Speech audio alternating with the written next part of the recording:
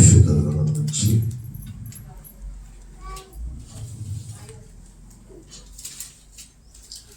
యెషయా గ్రంథము 49వ అధ్యాయము 3వ వచనం చదువుకుందామా? ఇశ్రాయేలు, నీవు నా సేవకుడవు, నీలో నన్ను మహిమపరచుకుందును అని ఆయన నాతో చెప్పెను. ప్రభునందు ప్రియమైన దేవుని బిడ్డలారా, దేవుడు నీలోను నాలోను ఉండి ఆయన నామానికి మహిమ తెచ్చుకోవాలనుకుంటున్నాడు. హల్లెలూయా. ప్రభునందు ప్రియమైన దేవుని బిడ్డలారా, రక్షించబడి ప్రభువు నమ్ముకొని మారు మనసు పొంది దేవుని మందిరానికి వస్తున్న మనలో దేవుడు ఉండడానికి ఇష్టపడుతున్నాడు. హల్లెలూయా. ప్రతి ఒక్కరిలో వీళ్ళు లేరు, వాళ్ళు లేరు. ప్రభునందు ప్రియమైన దేవుని బిడ్డలారా, మనం చూసినట్లయితే యాకోబుగా ఉన్నవాడిని దేవుడు ఇశ్రాయేలుగా మార్చాడు. యాకోబు తన జీవితంలో కుటుంబాన్ని సంపాదించుకున్నాడు, ఆస్తులు సంపాదించుకున్నాడు, పేరును సంపాదించుకున్నాడు, కానీ ఒకనాటికి అవి తనకి ఉపయోగకరంగా లేదు. అందుకని దేవుడు చెప్తాడు, ఆపత్తినాన నీ ఆస్తి నీకు అక్కడికి రాదు అన్నాడు. నీ పేరు ప్రఖ్యాతలో నీ ధనము ఏది ఒక దినాన్ని నీకు ఉపయోగపడదు. అది ఉపయోగపడదు అని తెలియచేయడానికి కొంత సమయం పట్టొచ్చాము, కానీ ఒక మాట చెప్తా వినిపించుకోండి, వాదన ఎప్పుడూ ఉంటుంది. ప్రభునందు ప్రియమైన దేవుని బిడ్డలారా, ఎప్పుడు వాదిస్తానే ఉంటారు. డబ్బులు లేకుండా జరిగితేయా, డబ్బులు లేకుండా దేవుడు వస్తాడా, డబ్బులు లేకుండా పాస్టర్ వస్తాడా, డబ్బులు లేకుండా ప్రార్థనలు పెడతారా, డబ్బులు లేకపోతే నీకు ఇలువెత్తారా, ఆ డబ్బులు లేకపోతే కానుక అయిపోతే పాస్టర్ నీకు ప్రార్థన చేస్తాడా? నాకు చాలా మంది వాదిస్తారు. వారితో మనం వాదించడం అవసరం. తగిన సమయమున వాదించినోడికే దేవుడు మాట్లాడతాడు. యాకోబుగా ఉన్నవాడు ఇశ్రాయేలుగా మార్చబడిన తర్వాత దేవుడు ఏమి ఆశపడుతున్నాడు తెలుసా? దగ్గర నుంచి, ఇశ్రాయేలు, నీవు నా సేవకుడవు, నీలో నన్ను మహిమపరుచుకుందునని ఆయన నాతో చెప్పి. ఇశ్రాయేలు చెప్తున్నాడు, నీలో ఉండి నేను నన్ను మహిమపరుచుకుందును. హల్లెలూయా. ఈ ఉదయకాల సమయంలో మార్పు చెందిన నీవు, మారు మనసు పొందిన నీవు, నీలో దేవుడు ఉండి ఆయన నామాన్ని మహిమ తెచ్చుకోవాలనుకుంటున్నాడు. గ్రామంలోనూ, నీ చెడుల మధ్య, నీ బంధువుల మధ్య, నీ స్నేహితుల మధ్య ప్రభు ద్వారా నీలో ఉండాలని ఆశపడుతున్నాడు. ఎంతమంది తెలుసు దేవుడు నాలో ఉన్నాడని? మనలో ఉన్నాడు ఆయన. మనలో ఉండి, మనతో ఉండి ఆయన చేయాలనుకున్న పని మన ద్వారా జరిగించాలనుకుంటున్నాడు. హల్లెలూయా. దేవుడు పెట్టారా, దానికి కావలసింది ఏమిటంటే నువ్వు ఇశ్రాయేలులోనే ఉండాలి. ఎలా ఉండాలి? యాకోబులాగా ఉంటావా? ఎప్పుడైతే యాకోబు ఇశ్రాయేలుగా మార్చబడ్డాడో పరిపూర్ణముగా దేవుని మీద ఇశ్రాయేలు ఆనుకున్నాడు. ఎవరి మనస్సు నా మీద ఆనుకున్నో వాడిని పూర్ణ శాంతి గలవానిగా చేస్తారన్నాడు. ప్రభునందు ప్రియమైన దేవుని బిడ్డలారా, గమనించండి, ఇశ్రాయేలుగా ఎప్పుడైతే నీవు నేను మార్చబడతామో, ఇశ్రాయేలు వలె ఎప్పుడైతే మన జీవితము ప్రారంభిస్తామో, దేవుడు నీలో నాలో ఉండి ఆయన నామానికి ఏం తెచ్చుకోవాలనుకుంటాడు తెలుసా? మహిమ తెచ్చుకోవాలి. చాలా మంది దేవుడు మాతో ఉన్నాడు అని అనుకోరు. కానీ దేవుడు ఏమంటున్నాడంటే, ఓ ఇశ్రాయేలు, ఓ మార్పు చెందిన వ్యక్తి, ఓ రక్షణ పొందిన మానసు పొంది దేవుడు కొరకు జీవించాలని ఆశపడుతున్న నీతో దేవుడు ఉండాలని ఆశపడుతున్నాడు. దేవుడు నీలో ఉండి ఆయన నామాన్ని తెచ్చుకోవాలనుకుంటున్నాడు. మహిమ. హల్లెలూయా. చాలా మంది ఇటువంటి పరిస్థితిలో ఉన్నా కూడా వారు దేవుని మహిమపరిచే విధంగా వారి జీవితాన్ని సిద్ధపరచుకోవాలి. వాడబడగలిగిన దేవుడు వాడుకుంటున్నాడు అని తెలిసినా కూడా ఇశ్రాయేలు జీవితం నుంచి యాకోబు జీవితానికి వెళ్ళిపోతున్నారు. అది బాధ.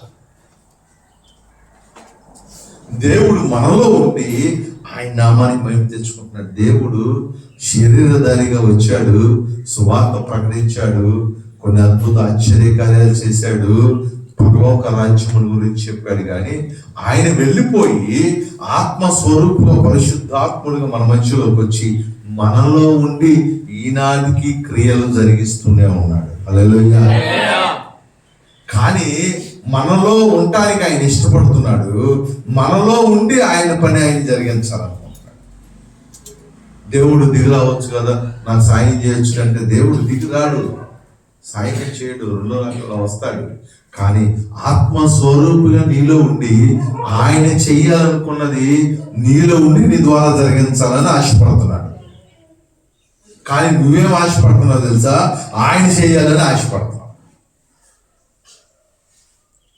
లేకపోతే ఎవరో ఒకళ్ళు వచ్చి చేయాలని ఆశపడుతున్నాం, ఎవరో ఒకళ్ళ ద్వారా జరిగితే బాగుండేది ఎదురు చూస్తున్నాం. కానీ దేవుడు ఏమైనా ఆశపడుతున్నాడు తెలుసా? నీలో ఉండి ఆయన నామాన్ని మహిమ తెచ్చుకోవాలని ఆశపడుతున్నాడు. హల్లెలూయా. ఆయన నీలో ఉండి కార్యం చేయాలని ఆశపడుతున్నాడు. ఆయన నీలో ఉండి అనేక ఆత్మలు రక్షించాలని ఆశపడుతున్నాడు. ఆయన నీలో ఉండి అనేకుల యొక్క విడుదల కొరకు నీ ద్వారా కార్యము జరిగించాలని ఆయన ఆశపడుతుంటే నువ్వేం ఆశపడుతున్నావు అంటే, ఎవరో వస్తే బాగుండు, ఎవరో ప్రార్థన చేస్తే బాగుండు, ఎవరైనా సహాయం చేస్తే బాగుండు, ఎవరైనా లేపితే బాగుండు, ఎవరైనా వచ్చి చెబితే బాగుండని నువ్వేదో చూస్తున్నావు.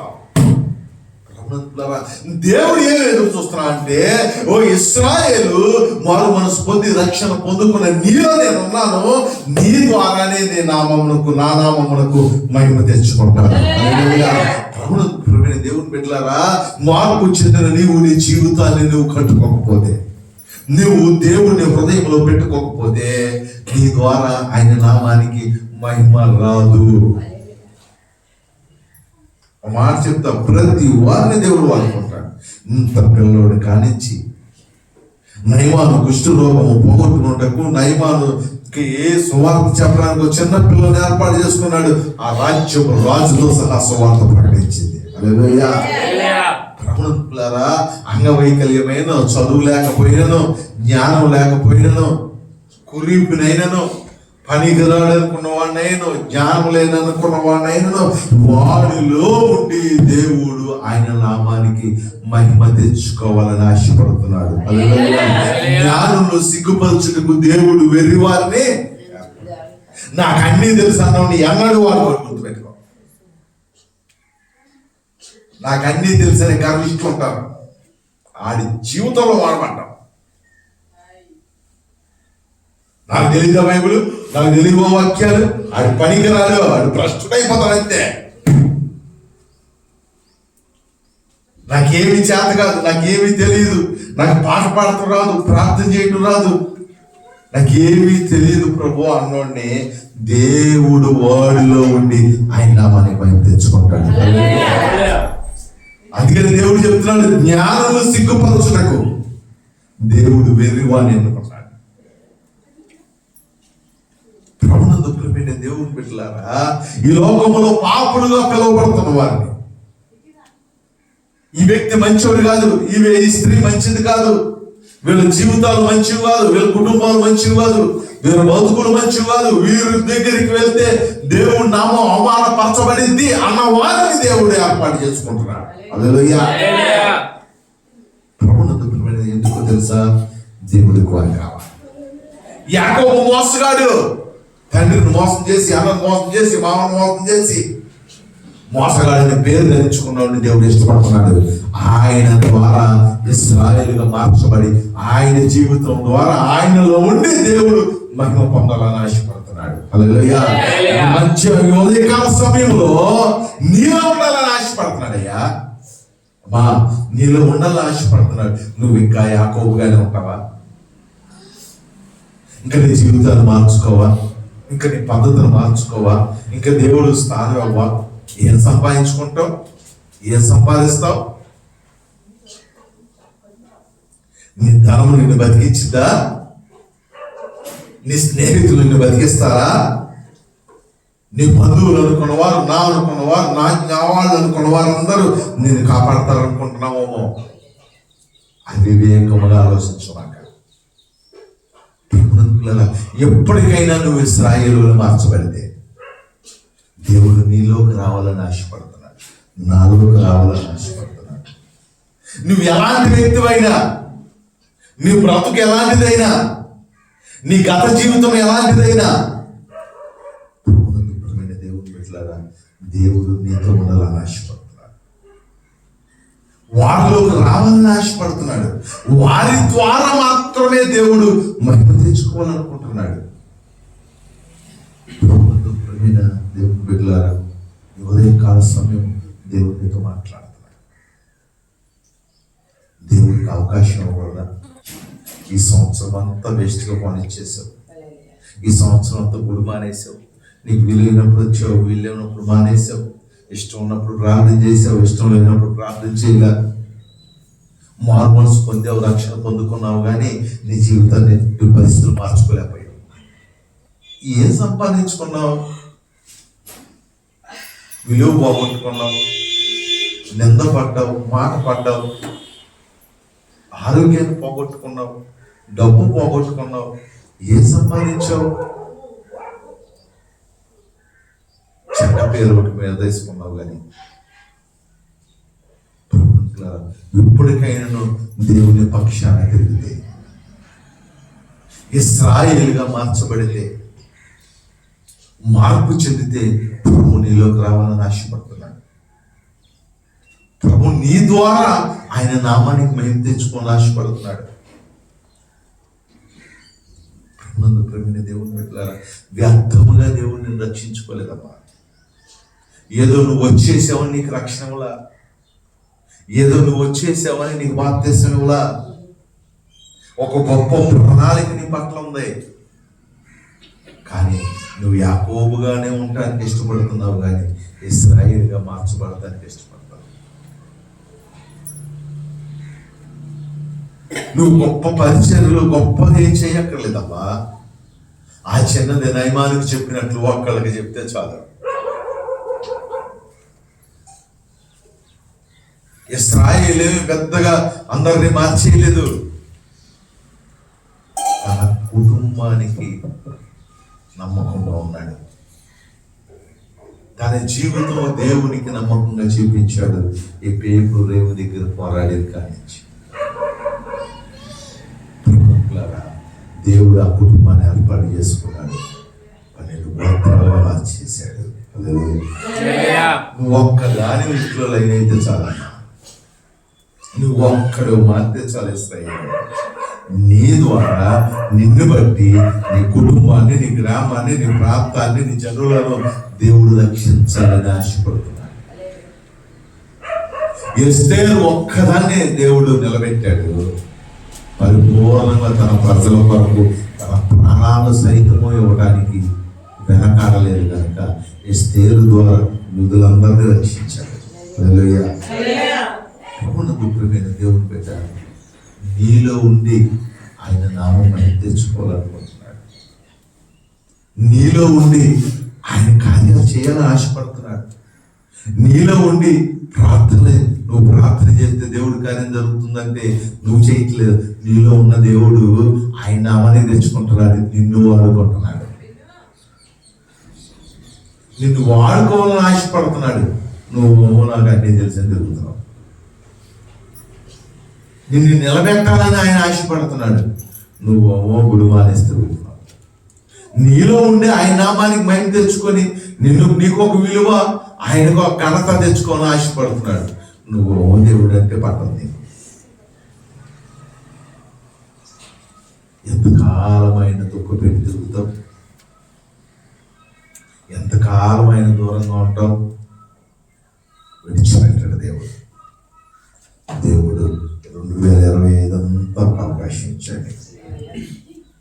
2026లో కొద్ది రోజుల్లో వెళ్తున్నాము. ఎప్పటికైనా నువ్వు దేవుడికి అవకాశం, దేవునికి నువ్వు అవకాశం ఇచ్చినట్లయితే, దేవునికి నువ్వు ఇశ్రాయేలు వల్ల మార్చబడినట్లయితే, మార్పు చెందిన వ్యక్తిగా, ఏం మానుకోవద్దమ్మా, తిట్టం మానుకోవద్దు, సంతోషించడం మానుకోవద్దు, ఏమి మానుకోవద్దు. దేవుణ్ణి పెట్టుకో హృదయంలో, ఆయనే చెప్తే చెయ్యి. దేవుణ్ణి పెట్టుకో, ఆయనే చెప్తే చెయ్యి. దేవుణ్ణి ఆహ్వానించు. ప్రభువా ఇదిగో ఉన్నానయ్యా, వాడుకో. ప్రభువా వెళ్తున్నానయ్యా, వాడుకో. అయ్యా పలానా ఇంటికి వెళ్తున్నానయ్యా, పలానా చెప్దామని వెళ్తున్నానయ్యా, ఆయన ప్రభువా సిద్ధపడి ఉన్నానయ్యా, వెళ్తున్నానయ్యా, వాడుకో. నీ డబ్బేం అక్కర్లేదమ్మా, నీ డబ్బే, దేవుడికి డబ్బులు అవసరం. నువ్వు ఇశ్రాయేలులో మార్చబడతావు కావాలి. అయ్యా నేను మారలేనయ్యా, నా సంతోషాలు, నా అవసరాలు, నా ఎంజాయ్లు నేను విడిచిపెట్టలేనంటావా? అందము మోసకరం, సౌందర్యం వ్యర్థం. ఏదో రోజున ఈ అందము, ఈ సౌందర్యం, ఈ బలము ఇవన్నీ కుంగిపోతాయి. వాడుకుందాం అనుకున్నప్పుడు దేవుడు నువ్వు వాడలేకపోతే మంచాన్ని పడ్డాక ఏం వాడుకుంటాడు? చికట గల దొంగ ఊళ్ళో చెక్కబడిపోయినప్పుడు ఎంత వాడబడదాం అనుకున్నా అంత లోతుగా దిగిపోతావే కానీ వాడబడలేవు. దేవుని బిడ్డలారా, ఈ ఉదయకాల సమయంలో దేవుడు నీలో ఉండాలని ఆశపడుతున్నాడు. నీ ద్వారా, నా ద్వారా, మన ఇక్కడ కూర్చున్న కొద్ది మంది అయినా సరే మన ద్వారా దేవుడు నామం మహిమపరచాలని ఆయన ఆశపడుతున్నాడు. నువ్వు లోకంలో ఉండి ఆశీర్వదించబడాలి, లోకంలో వాడబడాలి, నువ్వు ఆశపడతావు. దేవుడు నీకు ఆరోగ్యం ఇచ్చి, నాకు ఆరోగ్యం ఇచ్చి ఆశిస్తుంది. దేవుడి కొరకు వాడబడతామనే కానీ మన లోకంలో మన బలం జీవిస్తాము, మన అందం జీవిస్తాము, మన హోదా జీవిస్తాము, మన డబ్బు జీవితానికి దేవుడు ఆశపడతాం. ఇప్పటికైనా నువ్వు ఇశ్రాయేలుగా మార్చబడితే, ఎప్పటికైనా నువ్వు బలముగా దేవుని పక్షాన్ని నిలబడితే దేవుడు నీలోకి వస్తాడు, నిన్ను వాడుకుంటాడు. నీ ద్వారా వంకలో కారణాలు చెప్పద్దు, సాకులు చెప్పద్దు. నా ఇబ్బందులు అయ్యా, నా బాధలు అయ్యా, నా సమస్యలు అయ్యా, నా అప్పులు అసలు వీటికి నుంచి దేవుడు చెప్పేదానికి సంబంధమే లేదు. నీ బాధ నువ్వే పడు, నీ డబ్బు నువ్వే సంపాదించుకో, నీ డబ్బు నువ్వే తెచ్చుకో. కానీ దేవునికి మాత్రం హృదయంలోని చోటు నీ ఇంట్లో ఏమక్కర్లా, ఇల్లు బాగా రాసి అక్కర్లా, నీకు ఉన్నది తెచ్చేవక్కర్లా. దేవునికి స్థానం నీ జీవితంలో 24 గంటల బ్రతుకులు ఒక్క గంట ఇవ్వరాదు, లేదా ఒక పావు గంట ఇవ్వరాదు, ఒక అరగంట ఇవ్వరాదు, లేదు వారానికి ఒక గంట ఇవ్వరాదు. పలానోళ్ళు ఇంటికి వెళ్తున్నానే, లేదా పలానోళ్ళ దగ్గరికి వెళ్తున్నానే, పలానోళ్ళు అవసరంలో ఉన్నారంటే, పలానోళ్ళు ఇబ్బందులు ఉంటారన్నారంటే, నేను వెళ్తున్నా ప్రభా, నువ్వు నాలో ఉండయ్యా, నాతో ఉండయ్యా ప్రభా, నేను ఇది నా పరిస్థితి, వెళ్తున్నాను, నువ్వు వాడుకోయ్యా అంటే దేవుడు ఖచ్చితంగా వాడుకుంటాడు.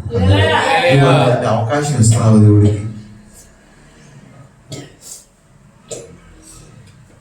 ఆదివారానికి 1:30 అవకాశం, ఏదో కుదిరినప్పుడు ఒక అవకాశం పడేస్తారు. ఉపయోగం లేదమ్మా. దీని కొరకు కాదు ప్రభు మనం పరీక్షించుకోండి. మన దగ్గర నుంచి దేవుడు ఏం ఆశించట్లా, నీలో ఉండి ఆయన నామానికి మహిమ తెచ్చుకోవాలనిపిస్తుంది అనుకుంటున్నాడు అంతే. ఆయన నామానికి మహిమ వస్తే నీకు ఇల్లు వచ్చినట్టు లేదా?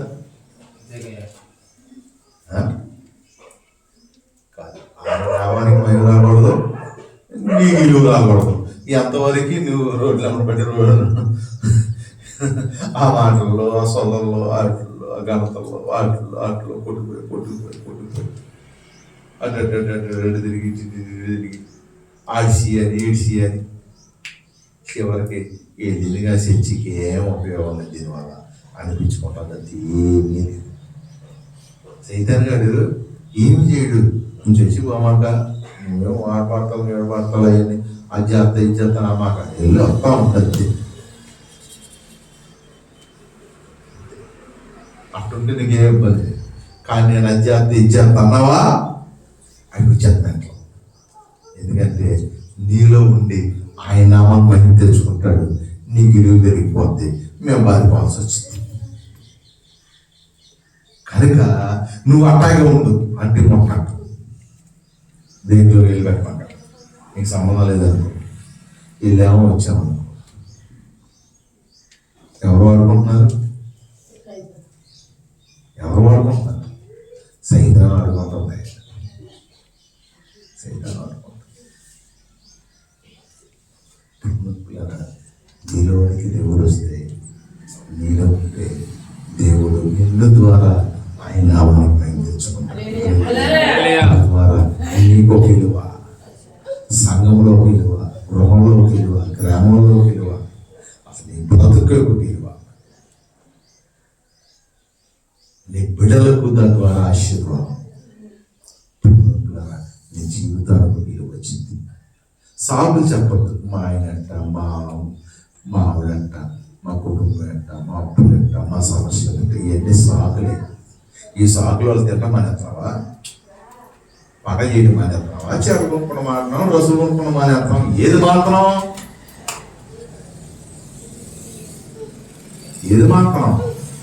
ఏది మానం.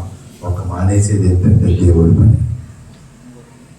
దేవునికి స్థలమే ఉంటుంది, దేవునికి స్థానమే ఉంటుంది, దేవుని కొరకు మార్చబడకూడదు.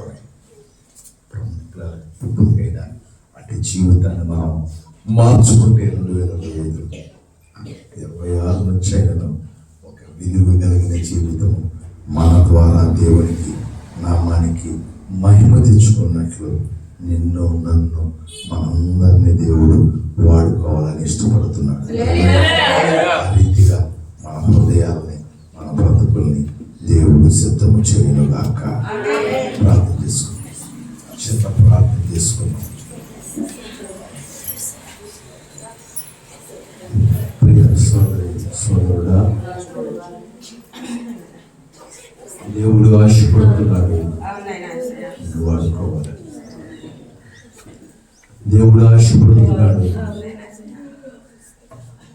నిన్ను ఇశ్రాయేలుగా మార్చి ఆయన నామానికి నేను తెచ్చుకోవాలి. సోదరి సోదరుడా,